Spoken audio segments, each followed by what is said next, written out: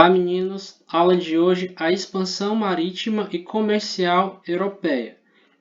Depois que a gente discutiu sobre o processo de unificação daqueles países da Europa, Alemanha, Inglaterra, França, Portugal, Espanha, aliás, Itália vai ser depois, não, a gente não discutiu isso, vocês vão discutir depois. Agora, depois desse processo de unificação, a gente vai discutir como esses países começaram a navegar e a realizar comércio no mundo todo, certo? Inicialmente aqui o contexto é esse. A Europa, durante o século XIV, enfrentava uma grande crise econômica, fome, falta de metais preciosos para cunhar moedas, um crescimento popular que não correspondia ao aumento da produção de alimentos e uma reduzida possibilidade de comércio com o Oriente, certo? São pontos aqui que a gente precisa entender que motivaram os países europeus a navegar por outros mares. O mar Mediterrâneo estava tomado pelos turcos otomanos desde 1453. Eles não podiam realizar aquele comércio pelo Mediterrâneo que a gente viu lá no sexto ano, por exemplo. A busca de soluções para essas crises lançou os europeus no Oceano Atlântico, um mar até então que era pouco conhecido para eles. Eles não usavam esse mar para navegar, certo? Para atravessar o Mediterrâneo, os europeus teriam que enfrentar os comerciantes turco-otomanos e os comerciantes da Península Itálica. Então, ou seja, é como se eles tivessem que passar por um lugar e tinham que pagar impostos. Então, eles tiveram que buscar formas de não pagar esse imposto, certo? No início do século XV, os exploradores europeus começaram a se aventurar no Oceano Atlântico, que para eles era o mais desconhecido, e o início dessas aventuras foram conhecidas como o início da era das grandes navegações. O Oceano Atlântico, que também ficou conhecido na época como um mar tenebroso, justamente porque era desconhecido, certo? A ideia que as pessoas tinham do Oceano Atlântico nesse período era uma ideia fantasiosa. Já já a gente vai ver mais ou menos que tipo de fantasia era esse. Os lugares desconheciam exerciam nas pessoas ao mesmo tempo encantamento e pânico, ou seja, aquilo que a gente não conhece desperta pânico e ao mesmo tempo curiosidade. Muitos navegadores acreditavam que os mares eram habitados por monstros e cheios de armadilhas. Também existiam, ou seja, essa é a parte de fantasia da coisa, aquilo que fazia parte do imaginário deles, certo? No entanto, também existiam os perigos reais, como os ventos desfavoráveis, as tempestades, as doenças, a fome e a sede, que o cara passava tipo um mês no mar, por exemplo, às vezes a comida podia acabar, o cara podia morrer.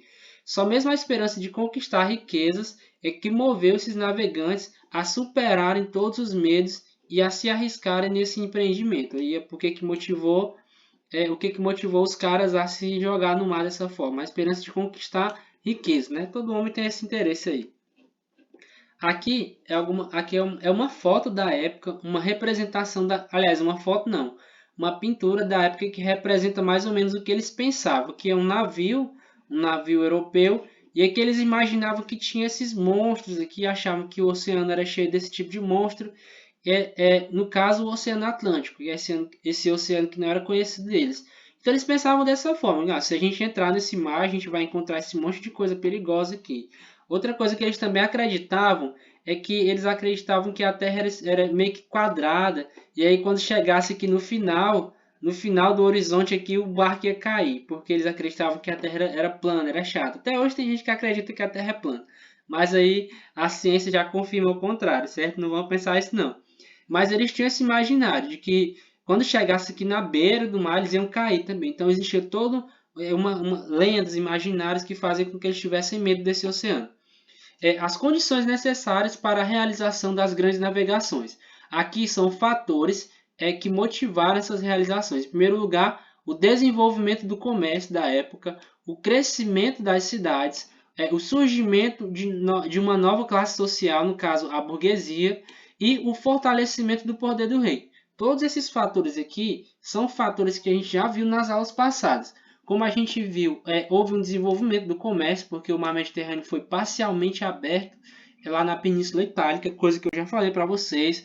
O crescimento das cidades, ou seja, o aumento da população, o pessoal sai da área rural e vai para a área urbana. O surgimento da burguesia, que era uma burguesia comercial, o pessoal que realizava o comércio, e o fortalecimento do poder do rei.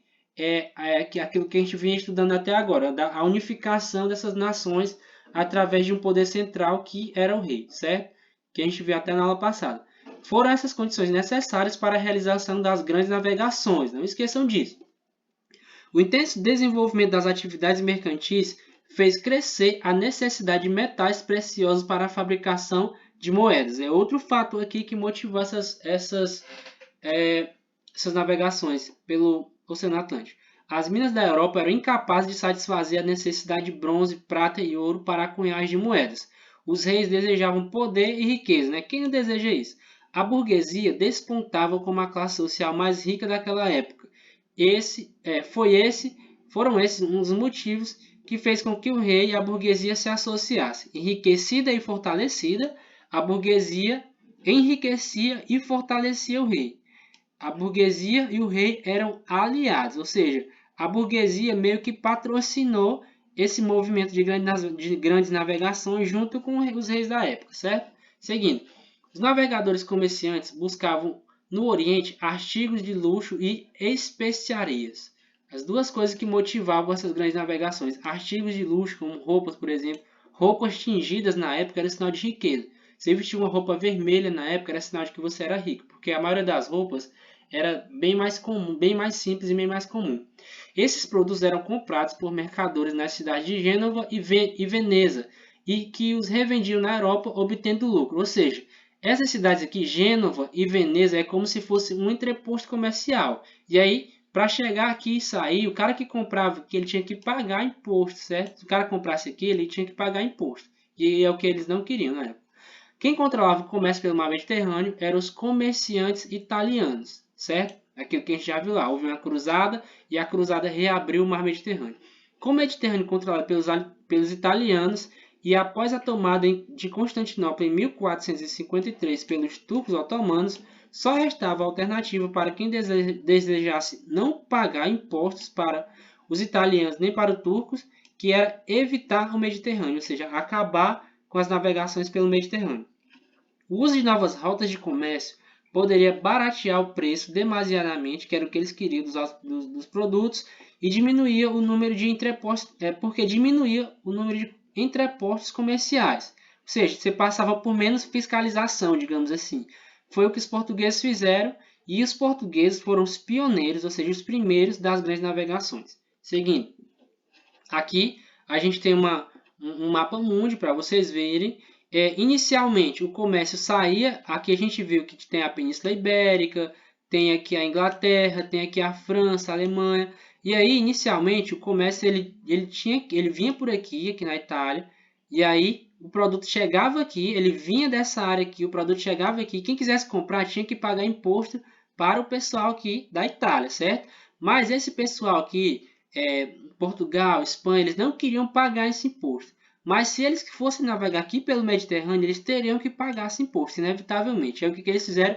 Então a gente vai dar a volta, a gente vai circular por aqui até chegar aqui. Ou então a gente vai circunnavegar o continente africano, a gente vai dar essa volta todinha para chegar aqui e conseguir realizar o nosso comércio sem passar por esse pessoal aqui, e aí vai ser mais lucrativo para nós, certo? Era mais ou menos essa ideia deles na época. Aqui o principal motivo dessas grandes navegações, a profissão. Então quer dizer que eles faziam toda essa loucura de navegar o mundo todo naqueles barcos de madeira só por causa de tempero? Sim, exatamente por isso.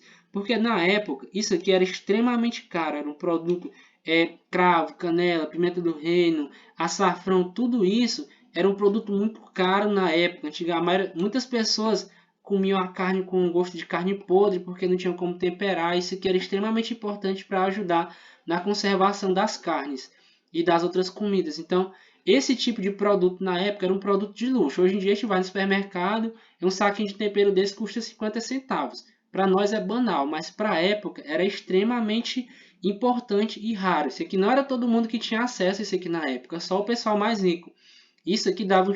E realizar o comércio no mundo todo, só para comprar isso aqui, nessa área aqui, no caso, comprar na Índia, comprar aqui na China, para depois levar para a Europa e vender aqui nessa área, era extremamente lucrativo. Por isso que eles fizeram essa doideira toda de realizar toda essa trajetória, certo? Então, nós terminamos a nossa aula por aqui. Ficou uma atividade para vocês. Façam a atividade, por favor. Entreguem no período correto. Então, um abraço e até a próxima.